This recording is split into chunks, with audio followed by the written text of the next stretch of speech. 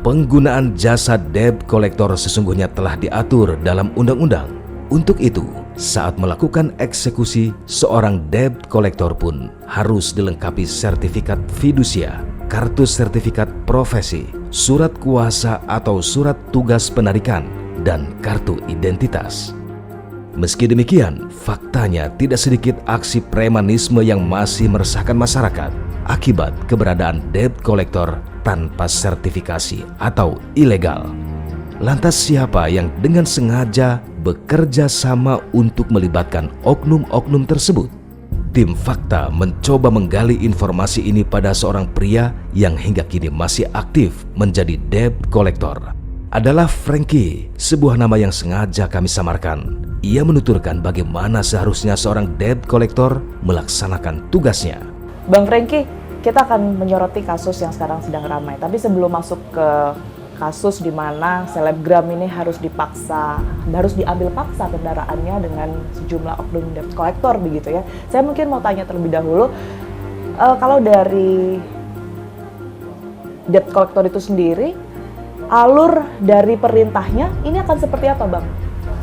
Jadi gini, debt collector itu dia akan koordinasi dengan pihak finance untuk menanyakan status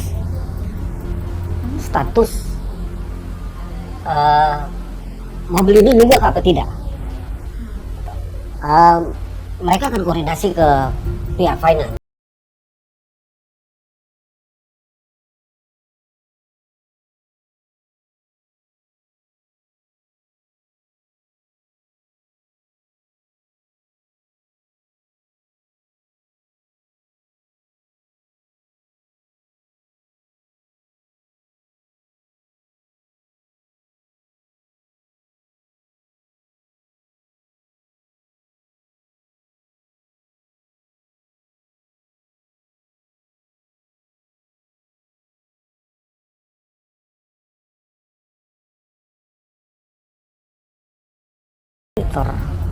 Itu dikarenakan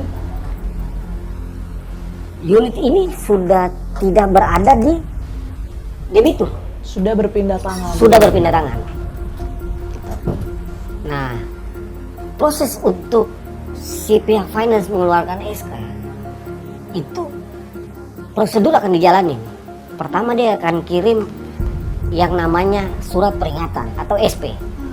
SP itu SP1, SP2, SP3. Nah, balik lagi, si debitur itu masih tinggal nggak di alamat tersebut. Kalau dia masih tinggal di alamat tersebut, dia akan dikonfirmasi sama internal.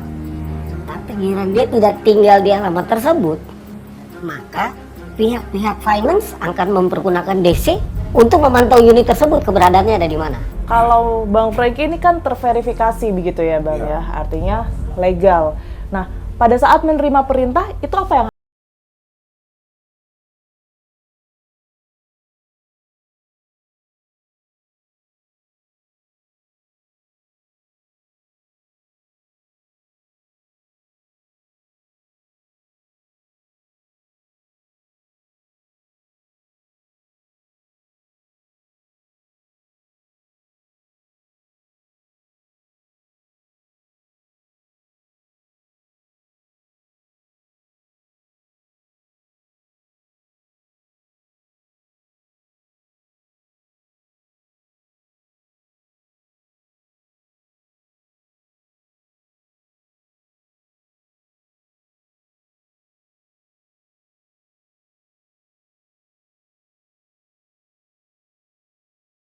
Institusi ke perusahaan rekanan.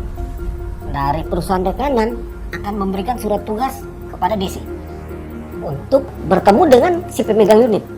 Menyoroti kasus yang dialami Clara Sinta, Frankie amat menyayangkan pilihan langkah para debt collector yang mendapat tugas tersebut. Padahal peluang untuk lebih baik sudah terbuka menurutnya. Oke, artinya kalau kita melihat dari kasus korban C kemarin, Bang Frankie, ini kan langsung diambil paksa. Ini kalau dari Bang Frankie melihat apa yang sebenarnya terjadi, Bang? Kenapa kok sampai tiba-tiba datang langsung diambil unit? Apa yang miss di sini? Kalau saya lihat peristiwa kemarin, buat saya prosedur yang DC jalanin itu sudah benar. Prosedur membawa surat menunjukkan kepada debitur print out pembayaran.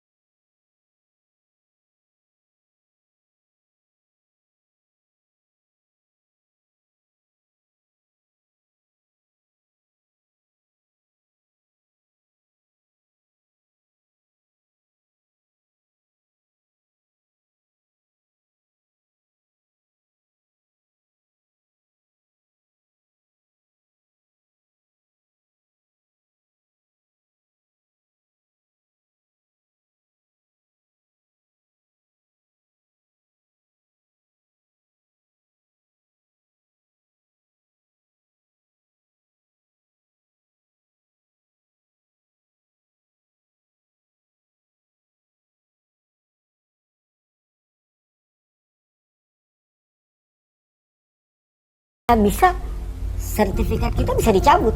Sementara itu, seharusnya debt collector ini tidak dibutuhkan oleh lembaga pembiayaan jika saja kendaraan yang dibiayai oleh perusahaan pembiayaan masih berada di tangan debitur. Namun demikian, karena banyak debitur nakal yang memanfaatkan situasi, maka sehingga perusahaan pembiayaan akhirnya menggunakan jasa pihak eksternal yang disebut sebagai debt collector.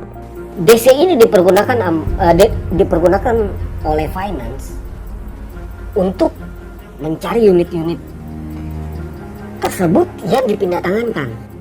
Nah, itu alurnya seperti apa, Bang? Alurnya begini, pihak finance akan menyebarkan nopol unit yang sudah hilang kepada pihak matalang.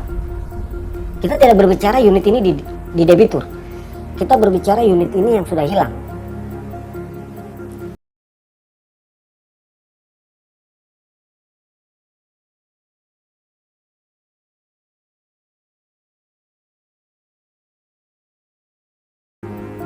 Siapa yang pakai? Pihak matalang akan koordinasi ke pihak DC yang tersertifikasi. Dia akan menyampaikan kepada DC yang tersertifikasi bahwa unit tersebut punya finance A, keberadaannya ada di sini. Dan DC yang tersertifikasi ini akan konfirmasi kepada pihak finance bahwa unit lo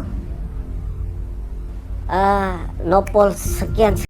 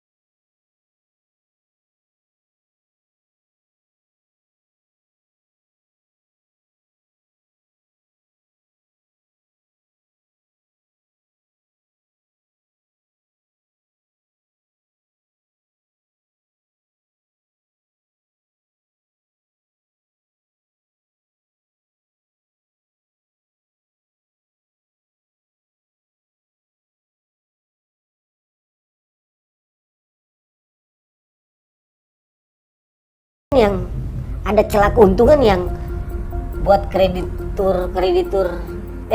debitur nakal. Nah, banyak sekali hal-hal ini terjadi di finance, yang mereka sengaja DP mobil itu dipindah tangankan kepada oknum-oknum ormas yang bermain.